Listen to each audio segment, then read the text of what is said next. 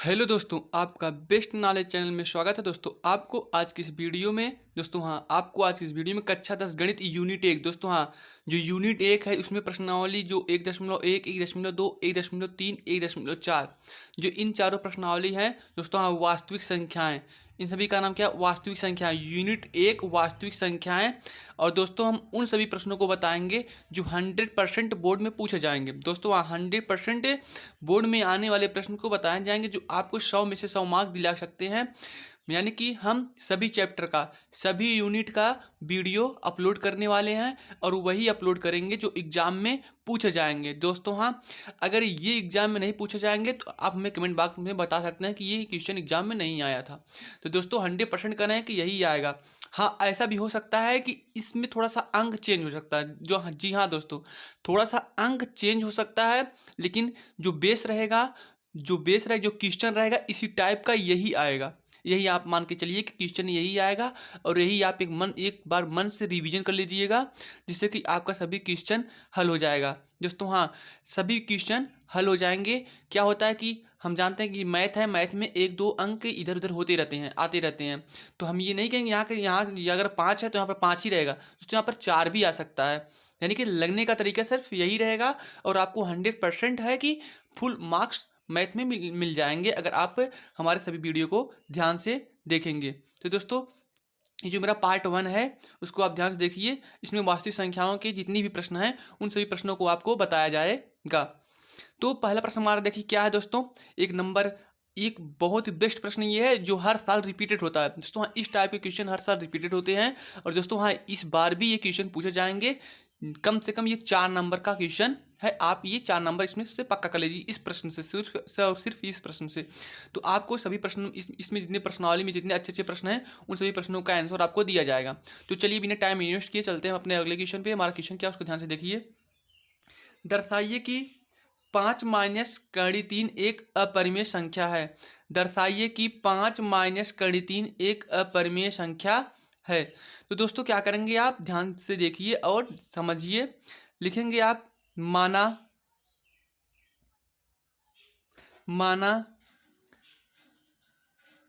5 कड़ी 3 एक परिमेय संख्या है। परिमेय संख्या है,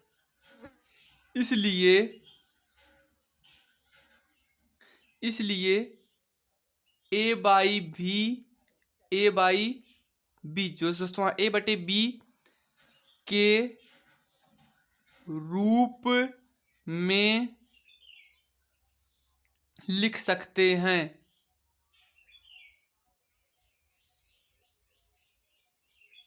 दोस्तों आप जो परिमेय संख्याएं होते हैं मैं उनको ए बाई बी या पी बाई क्यू दोस्तों किसी न किसी बटे के रूप में लिख सकते हैं। जहां लिखेंगे बी जो होता है वो नीचे वाला वो बराबर नहीं होता है जीरो के। दोस्तों बी नॉट इक्वल जीरो। तो आप तो यहाँ से देखिए, इसलिए दोस्तों जब ये भी एक परिमेय संख्या है तो हम ए अपान बी के रूप में जब इसको लिख सकते हैं तो आप लिखेंगे, क्या लिखेंगे दोस्तों ध्यान दीजिएगा। यानी कि 5 माइनस कड़ी 3 बराबर ए बाई बी। दोस्तों ए बटे बी। अब यहाँ आप ध्यान दीजिए, आप जब कड़ी 3 देखिए, जब कड़ी 3 को हम इस पार लेकर आएंगे तो ये माइनस का प्लस हो जाएगा। ध्यान दीजिए, आप यहाँ से देखिए 5 को ऐसे लिखेंगे, ये ए बाई बी को इधर लेकर आएंगे तो माइनस ए बाई बी हो जाएगा और कड़ी 3 को इधर लेकर आएंगे तो ये माइनस का प्लस कड़ी 3 हो जाएगी। दोस्तों पक्षांतर करने पर क्या करेंगे, आप लिखेंगे पक्षांतर करने पर।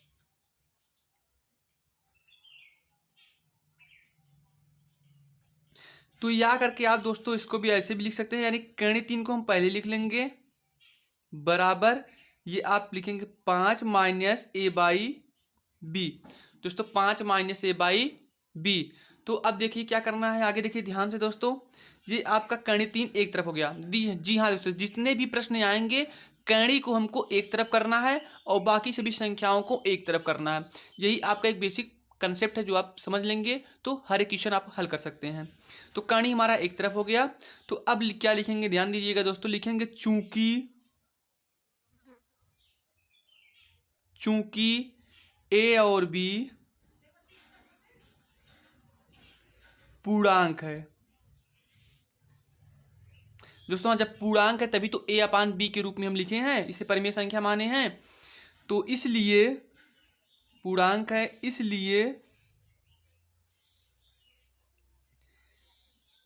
5 माइनस ए बाई भी, दोस्तों 5 माइनस ए बाई बी। दोस्तों ये भी क्या हो, जब ए और बी पूर्णांक है तो ये भी हमारा क्या होगा, एक पूर्णांक होगा। तो लिखेंगे बी एक पूर्णांक है। दोस्तों नोट करते चलिएगा जिससे आपको एग्जाम में फुल मार्क्स दिला सके। पूर्णांक संख्या है। फिर लिखेंगे अर्थात कर्ण 3 एक परिमेय संख्या है।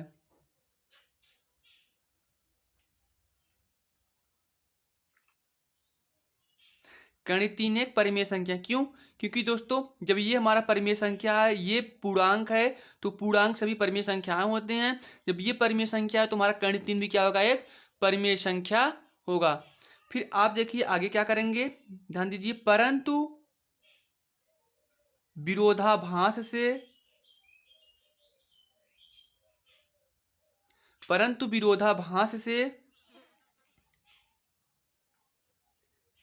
कर्ण 3 एक अपरिमेय संख्या है।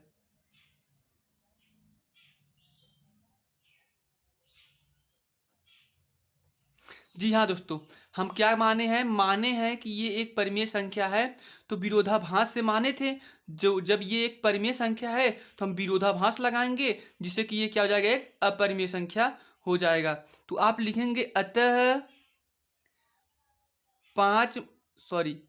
आप अतः करके यहां से नीचे से लिख लीजिएगा। क्या लिखेंगे, यहां देखिए 5 माइनस कर्ण 3, तो ये 5 माइनस कर्ण 3 जो है आप यही को लिखेंगे, 5 माइनस कर्ण 3 भी एक अपरिमेय संख्या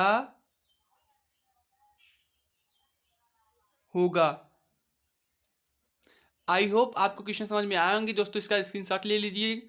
चलते हैं अगले क्वेश्चन पे बिना टाइम इन्वेस्ट किए। आई होप क्वेश्चन समझ में आए होंगे। तो दोस्तों आप इसको लिखेंगे क्या, यही चीज़ आप लिखेंगे, जब विरोधाभास माने थे तो यहाँ पर परिमेय था, विरोधाभास से ये अपरिमेय हो गया।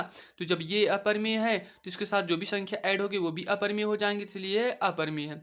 तो आई होप समझ में आएंगे दोस्तों, समझ में आया होगा तो चैनल को सब्सक्राइब कर दीजिएगा और लाइक करने के बाद वीडियो को अपने दोस्तों के पास शेयर कर दीजिएगा। चलते हैं अपने अगले क्वेश्चन पे बिना टाइम इन्वेस्ट किए। दोस्तों हमारा दूसरा क्वेश्चन आ चुका है, उसको ध्यान से देखिए।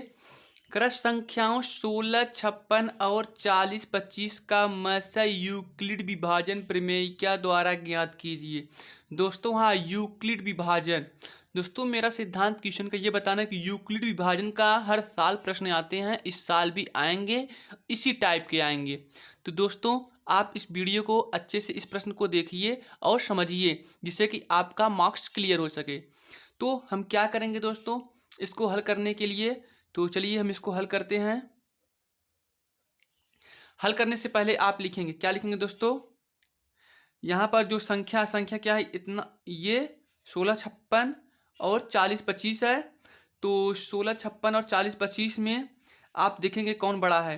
तो देखिए आप दोस्तों यहाँ पर चूंकि 16, 56, 40, 25 में 40, 25 हमारा क्या है दोस्तों, बड़ा है किससे, 16, 56 से। तो दोस्तों ध्यान दीजिएगा, 16, 56 से जो है ये 40, 25 बड़ा है। तो आप इसको हम क्या करेंगे, भाग करेंगे, भाग करने के बाद फिर यूक्लिड विभाजन का नियम लगा के हम इसको हल करेंगे, जिससे कि आपका कंसेप्ट क्लियर हो सके। तो हम जो ज़्यादा होता है उसको हम भाज्य मानते हैं। ये 40, 25 है तो 40, 25 को हम भाज्य मान लिए, ये अंदर करना पड़ता है, और बाकी भाग किससे देना है, 16, 56 से। तो 16, 56 हम यहाँ पर लिख लिए। अब पहले हम इसको भाग करेंगे, इसके बाद फिर हम यूक्लिड विभाजन प्रमेय का प्रयोग करके हल करेंगे। तो चलिए दोस्तों ध्यान दीजिएगा, यहाँ पर देखिए 16 दूना 32, 16 3 48, 40 है तो 48 ज़्यादा हो जाएगा, इसलिए 16 दूना 32 लेकर जाएंगे। तो इसको जब हम इसमें गुणा करेंगे तो कितना हो जाएगा दोस्तों, ये हो जाएगा हमारा 33/12। तो दोस्तों हाँ, इस दुवैया लेकर जाएंगे 33/12 हो जाएगा। अब इसमें से घटाइए, 5 में से 2 गए 3, 2 में से 1 गए 1, और यहाँ पर 10 बचे हो जाएगा, तो 10 में से 3 गए 7। तो फिर हम क्या करेंगे, ये वाला भाग फिर हम यहाँ पर लेकर आते हैं 1656। फिर हम 7 से इसको भाग करेंगे तो कितनी बार जाएगा दोस्तों, 7 दूनी 14, 7 21, तो दुवैया जाएगा। तो 7 दूनी 1400, 13 दूनी 26, 1426 हो जाएगा। तो हम क्या करेंगे, 16 से 56 में से 14 से 26 जब निकालेंगे तो हमारा कितना जाएगा, 6 में से 0, 5 में 2 3, और ये 2 बचेगा, 230 हो जाएगा। तो फिर हम इसको अंदर लेकर आएंगे 713। फिर भाग करेंगे, कितने से करेंगे दोस्तों, यहाँ पर 2 तिहाई 6, लगभग वो 3 से जाएगा, तो 3 से जब करेंगे तो 2 तिहाई 6, 30 तिहाई 90, 690 आ जाएगा। तो हम इसमें से जब घटाएंगे तो हमारा कितना आएगा दोस्तों, 3 उतर जाएगा ऐसे ही, और ये एक उधार लेंगे तो 11 में से 9 गए 2, 23 आ गया। अब फिर 23 लिखने के बाद दोस्तों हम इसको 230 अंदर करेंगे। फिर जब भाग करेंगे तो 223 एकन्नम 23 हो जाएगा, और ये जीरो जो है उतरेगा, तो जीरो कटेगा नहीं किसी, इसलिए यहाँ पर हम जीरो लगा लेंगे। तो हमारा कटने के बाद 10 जो आ गया आंसर आ जाएगा। दोस्तों हमारे इसमें आंसर क्या हो जाएगा, 10 हो जाएगा, नहीं दोस्तों ये 23 से कटा 23 होगा। चलिए अब इसको हम समझाते हैं कैसे करेंगे। ये तो हमारा भाग हो गया। अब इसी तरीके से हम यूक्लिड विभाजन का प्रमेय का प्रयोग लगा के हल करेंगे। तो देखिए आप अब यहाँ पर लिखेंगे संख्या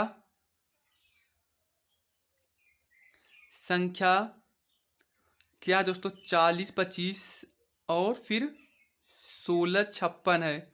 संख्या 40, 25 व 16, 56 के लिए यूक्लिड विभाजन प्रमेय क्या से, यूक्लिड विभाजन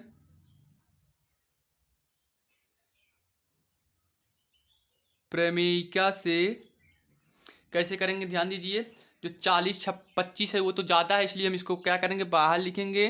तो 40, 25 लिख लेंगे, बराबर भाग किससे करना है, 16, 56 से, तो 16, 56 लिखेंगे।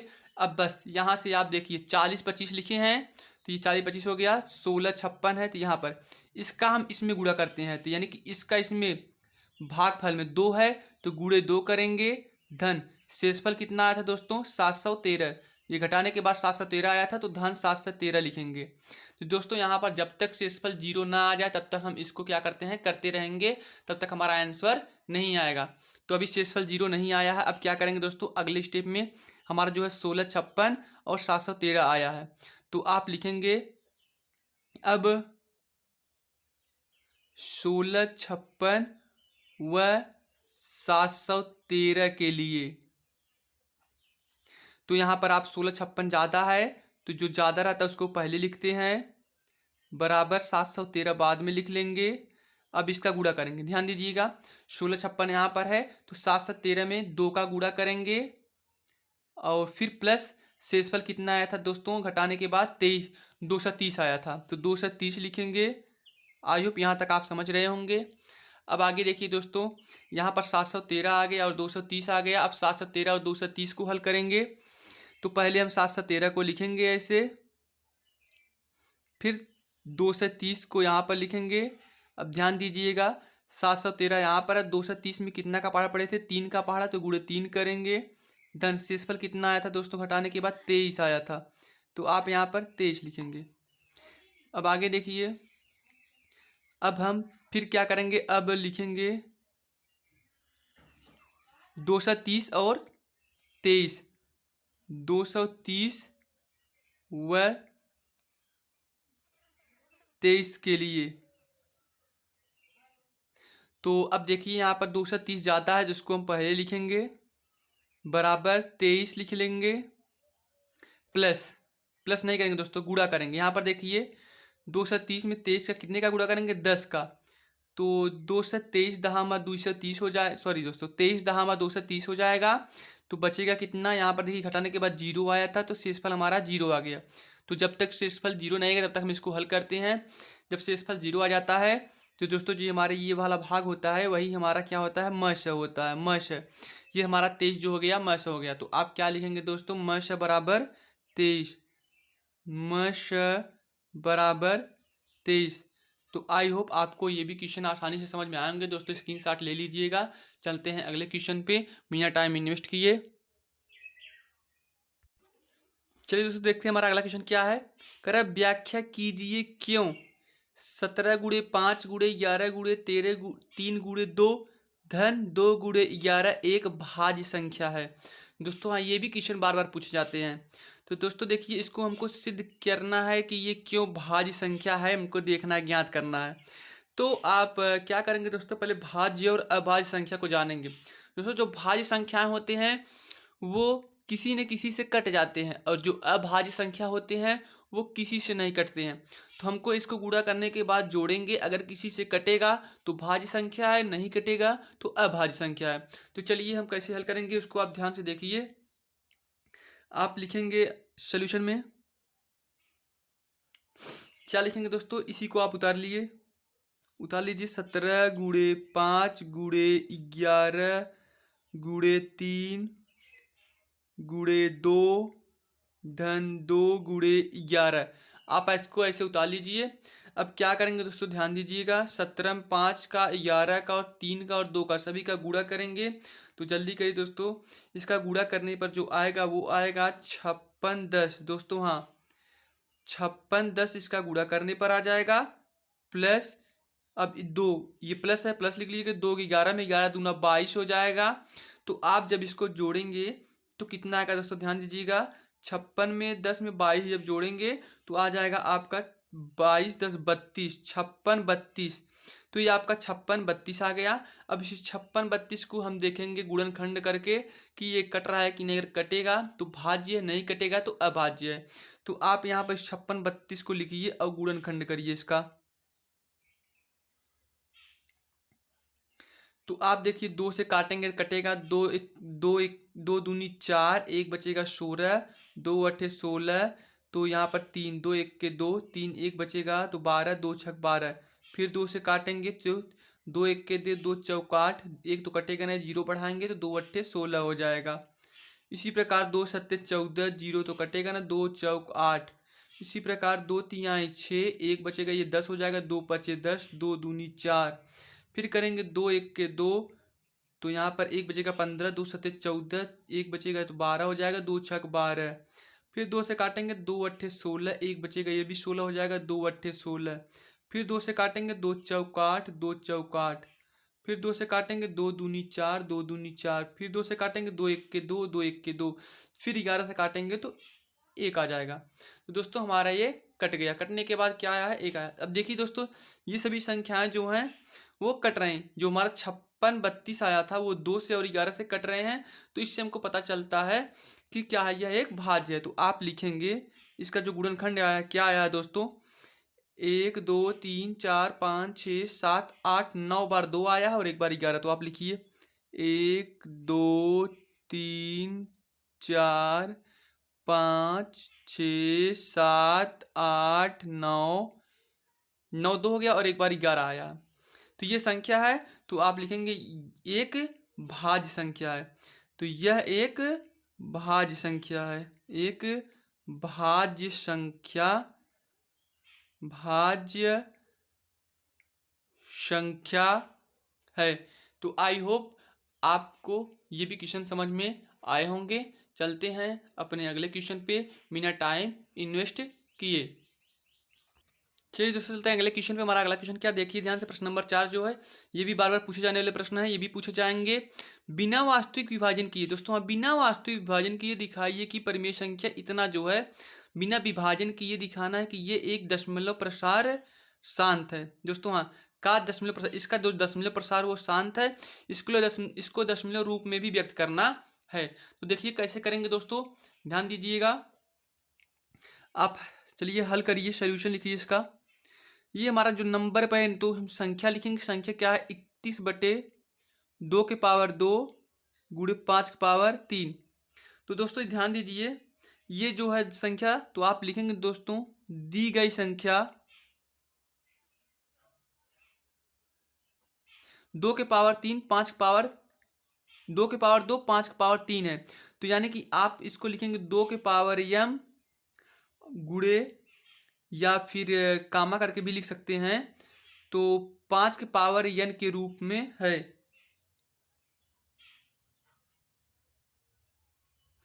2 के पावर m 5 के पावर n के रूप में है, आप इसको लिखेंगे। तो किसी भी संख्या, कोई भी संख्या अगर दोस्तों जो संख्या हर होता है उसका हर अगर 2 के पावर m और 5 के पावर n के रूप में होता है तो वो संख्या हमारा शांत होता है। तो लिखेंगे अतः संख्या शांत दशमलव है। संख्या शांत दशमलव है।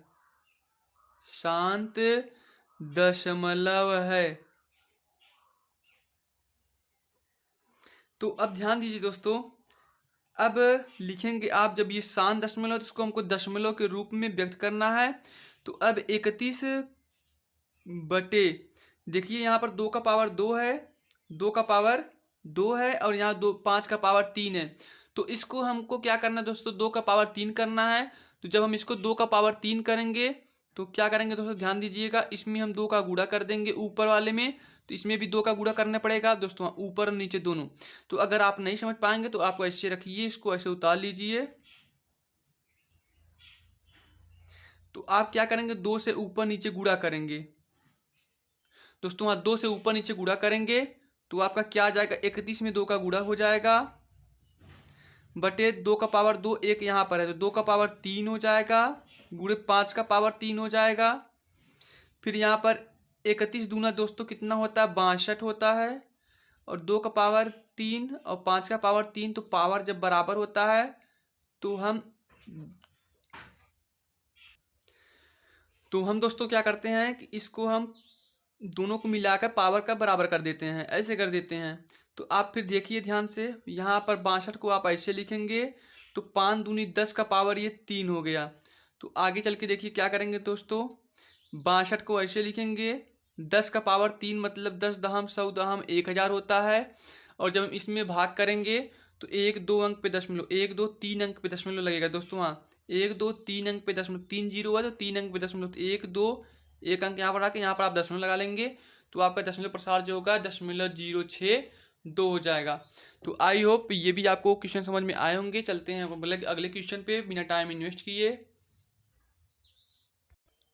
चलिए दोस्तों चलते हैं अपने अगले क्वेश्चन। हमारा अगला क्वेश्चन क्या उसको ध्यान से देखिए।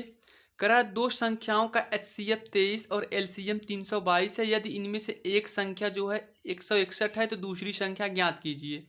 तो ध्यान दीजिए दोस्तों, HCF दिया है, LCM दिया है और एक संख्या दिया है। तो मान लीजिए दोस्तों ए का मान, जो पहली संख्या ए का मान दिया है 161 और HCF आपका दिया है 23 और LCM आपका कितना दिया है दोस्तों 322 दिया है। तो आप लिख लीजिएगा। तो आपका दूसरी संख्या मान लीजिए बी है और बी का मान क्या है आपको ज्ञात करना है, इसका मान पूछ रहा है। तो आप क्या करेंगे दोस्तों, आप पढ़े हैं, क्या पढ़े हैं दोस्तों, एक सूत्र होता है इसका, पहली संख्या गुणे दूसरी संख्या बराबर दोस्तों, आप पहली संख्या गुणे दूसरी संख्या बराबर HCF गुणे LCM। तो देखिए आप दूसरी संख्या आपको निकालना है तो दूसरी संख्या बराबर क्या हो जाएगा, HCF गुणे LCM बटे ए नीचे आ जाएगा।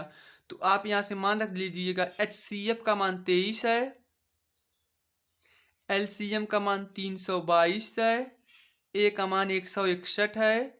तो 161 को काटेंगे तो इससे दुवैया कट जाएगा, 322 होता है। तो 23 में 2 का गुणा करेंगे तो 23 गुणे 2 23 दूना 46। तो आपका आंसर कितना आएगा दोस्तों 46, दूसरी संख्या हमारा 46 आ गया। तो दोस्तों ये भी रिपीटेड क्वेश्चन, ये भी बार बार पूछे जाते हैं इसी टाइप के। चलते हैं अगले क्वेश्चन पे। तो दोस्तों हमारा अगला क्वेश्चन आ गया, बिना लंबी विभाजन प्रक्रिया के ये ज्ञात कीजिए कि इतना का दशमलव प्रसार शांत है। तो दोस्तों हमको कोई विभाजन नहीं करना, कोई भाग उग नहीं करना है, बिना भाग की ये बताना है कि ये शांत है या अशांत है। तो हम संख्या क्या हमारा, आप उसको लिख लीजिए, संख्या 13 बटे 31 25 है। तो इसको हमको क्या करना है, पता करना है कि ये शांत है या अशांत है। तो हमको शांत और अशांत पता करने के लिए हम क्या करते हैं दोस्तों, जब 2 का पावर यम के रूप में हो या 5 का पावर यन के रूप में हो तो संख्याएं शांत होती हैं। तो इनको क्या करेंगे दोस्तों, इनको हम ज्ञात करेंगे। 31 25 गुणनखंड करके देखेंगे कि ये किसके रूप में है। तो 5 से काटेंगे तो ये 5 6 के 30, 5 दूनी 10, 5 पच्चीस 25, 6 से 25, 5 से काटेंगे तो 125, 5 से काटेंगे तो 25, फिर 5 से काटेंगे तो 5 पच्चीस 25, 5 से काटेंगे 5 1 5, यानी कि दोस्तों ये 5 से कट जा रहा है। तो हम क्या लिखेंगे दोस्तों, इसको 13/5 का पावर 1 2 3 4 5, 5 का पावर 5 लिखेंगे कि जो 5 के पावर n के रूप का है, अतः संख्या 13/3125 एक शांत प्रसार है। आई होप आपको ये भी क्वेश्चन आसानी से समझ में आए होंगे। तो दोस्तों आपको आज के इस चैप्टर में सिर्फ और सिर्फ इतना ही वीडियो, यानी कि इतनी क्वेश्चन है। और ये क्वेश्चन जो हैं दोस्तों, क्वेश्चन तो बहुत सारे हैं, बट जो आएंगे पेपर में, जिस टाइप के पेपर में प्रश्न बनते हैं, सिर्फ और सिर्फ उसी टाइप को बताए गए हैं आपको, जिससे कि आपका टाइम इन्वेस्ट ना हो और आप एक अच्छी तरह से, एक अच्छी तरीके से तैयारी कर सकें और अच्छा मार्क्स ला सकें। तो दोस्तों अगर वीडियो अच्छा लगा हो तो चैनल को सब्सक्राइब अभी तक नहीं किए हो तो सब्सक्राइब कर दीजिएगा, वीडियो को लाइक करिए, दोस्तों के पास ज़्यादा से ज़्यादा शेयर करिए। तो दोस्तों वीडियो देखने के लिए धन्यवाद।